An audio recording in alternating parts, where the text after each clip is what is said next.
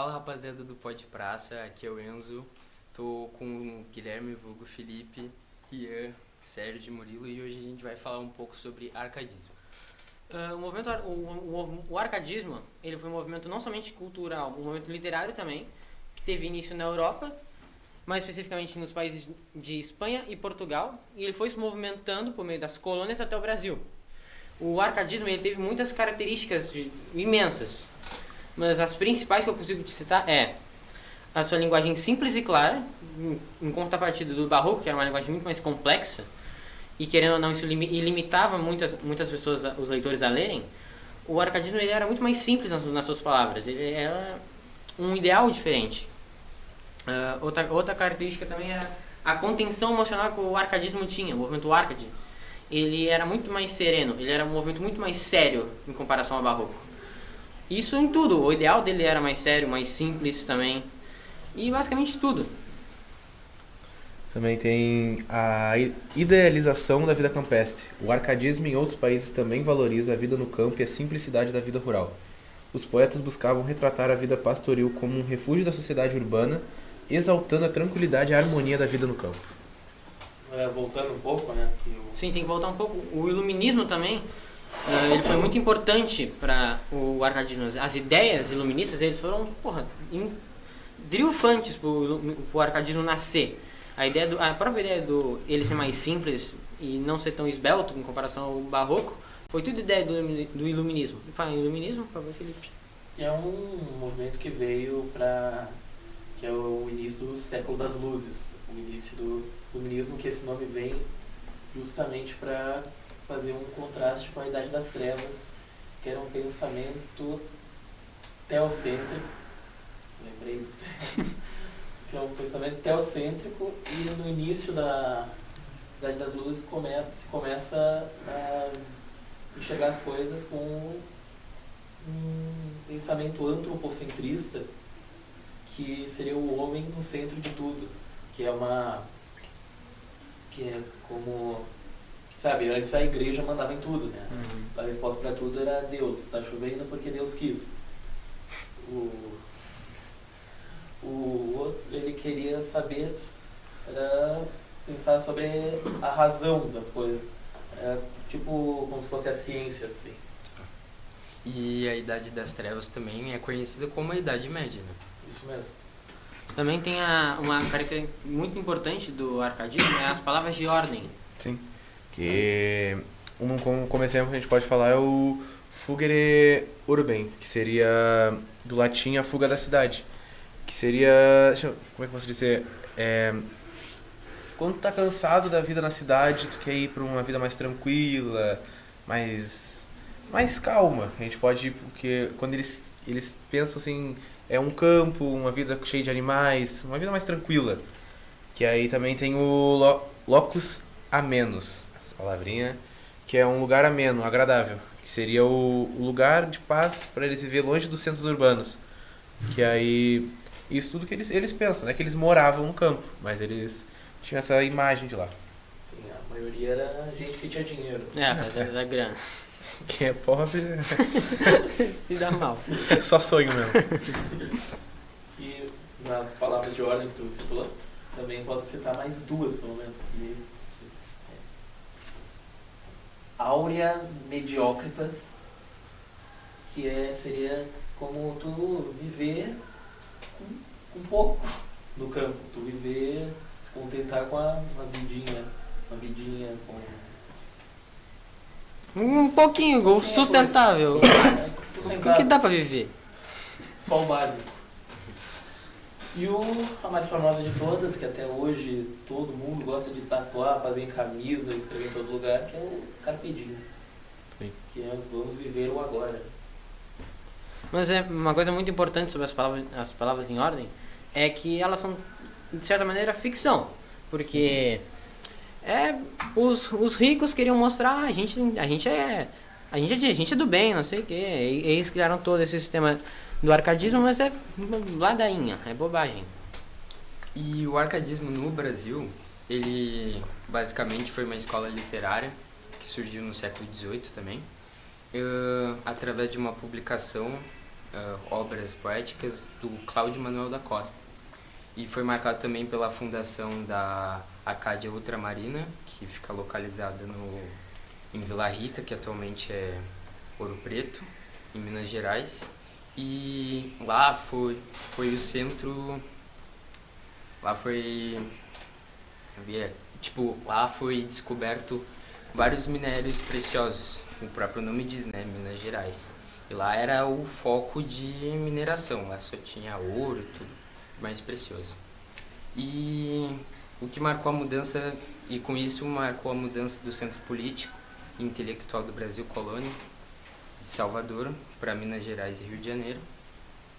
E o auge da extração desses minérios ocorreu mais ou menos em 1740 e 1760.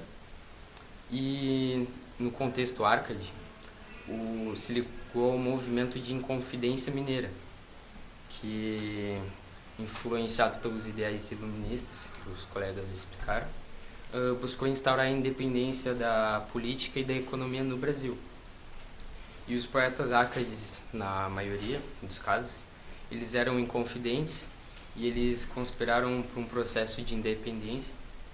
E entre os principais nomes tem o Cláudio Manuel da Costa, o Basílio da Gama, o Frei Rita Durão.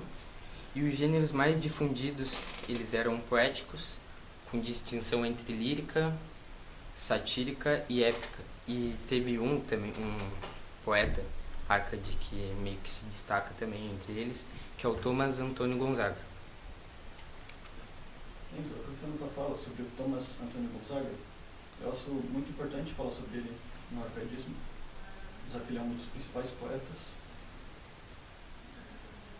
Thomas Antônio Gonzaga, ele nasceu em Portugal e logo quando ainda era bebê, a sua mãe morre. É por isso que ele vai a Recife com o pai. Em Recife, ele estuda no Colégio de Jesuítas e logo em seguida volta para Portugal, estudar Direito, já que ele queria se tornar um juiz em Bélgica, que é uma das principais cidades de Portugal. Após ele se formar e trabalhar alguns anos nesse rumo, ele acaba decidindo voltar para o Brasil, mais especificamente em Minas Gerais, na Vila Rica, atual Ouro Negro, que é onde ele encontra a pastora Marília, seu nome sendo Marília Doroteia Joaquina Seixas Brandão. E é essa pessoa, foi a paixão por essa pessoa que ele acaba criando uma das obras mais importantes do arcaidismo, que é Marília de Dirceu. Só que esse amor por ela acaba não dando certo, porque ele fez parte da Inconfidência Mineira, por isso é delatado, e é preso no Rio de Janeiro. Também, falando dos atores Arcades, tem muito importante também citar o Cláudio, né Felipe? O Cláudio, como a maioria era inconfidente, né?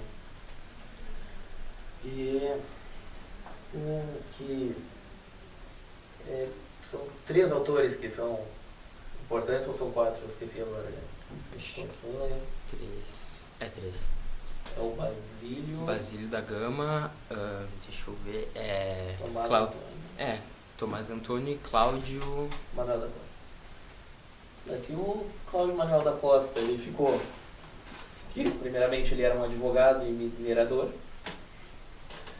que se destacou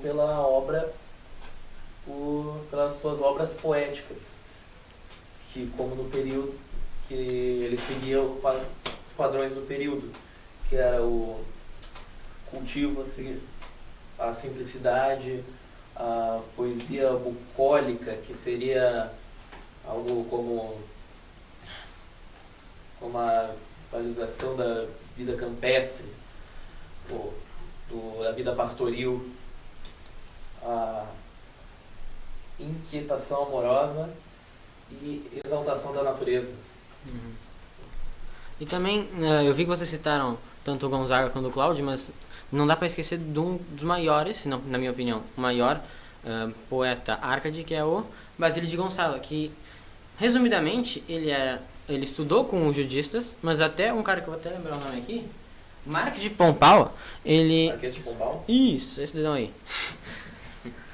Ele foi lá e prendeu o Basílio e para ele poder se escapar, para ele poder provar que ele não era um jesuíta, ele começou a escrever poesias a favor do que ele acreditava, do que ele não acreditava. E uma das mais polêmicas, se não a mais polêmica, poesia Árcade, vou até pegar o nome aqui, Uruguai, que é o casamento da filha de Pombal. E esse é o momento Árcade mais que ele estava no seu auge, que todo mundo estava falando, todo mundo estava escrevendo sobre. Então, é de longe o mais importante, na minha opinião, poeta Árcade, é o Basílio, de longe. E para finalizar, se os senhores me permitem, eu gostaria de ler uma das cartas chilenas do Gonzaga, que era basicamente cartas cômicas atacando o governo da época. Os senhores me concedem aula? É soneto isso? É um soneto. Algum de vocês sabe o que é um soneto? E pra quem não sabe, soneto é um poema, basicamente, de 14 versos, e são divididos em 4 estrofes. As 2 primeiras são de 4 versos e as 2 últimas de 3. Então, eu vou ler aqui um trecho da primeira carta chilena, que começa assim. Escuta a história de um moderno chefe, que acabou de reger a nossa Chile, ilustre imitador de a Sancho Panza. E quem dissera amigo que podia gerar, segundo Sancho, a nossa Espanha. Tem pesado semblante, a cor é baça, o corpo de estrutura um tanto esbelta, feições compridas e olheitura feia. Tem grossas sobrancelhas, testa curta, nariz direito e grande, fala pouco em rouco, baixo som de mau falsete, sem ser velho. Já tem cabelo russo e cobre esse defeito e fria calva a força de polvilho que lhe deita. E bom, basicamente esse foi o nosso podcast do movimento Árcade. Alguma consideração final de todos vocês? Olha, só posso te dizer que no começo do poema não estava entendendo nada. Não estava. Assim, eu estava E no final completamente pegou no nervoso. Nitidamente que eu não sabia falar direito esse poema, porque é algo muito complicado, querendo ou não. Sim, a linguagem. Eu acho que dá pra complementar, pra não ficar... Porque eu lembrei agora que já estamos citando tantos nomes. Dá pra dizer do Horácio, que as máximas vêm de uma obra chamada Odes, do poeta latino Horácio. Que Odes vem do grego, que significa canto. Que eu acho importante falar o nome dele, já que a gente falou das palavras de ordem. Que tem esse nomezinho Inutilia Truncati, que é tirar o inútil. Ou seja, que é deixar simples. Eles focam na simplicidade. Que, como é que pode dizer? Naquele tempo, no Barroco, eles focavam muito em...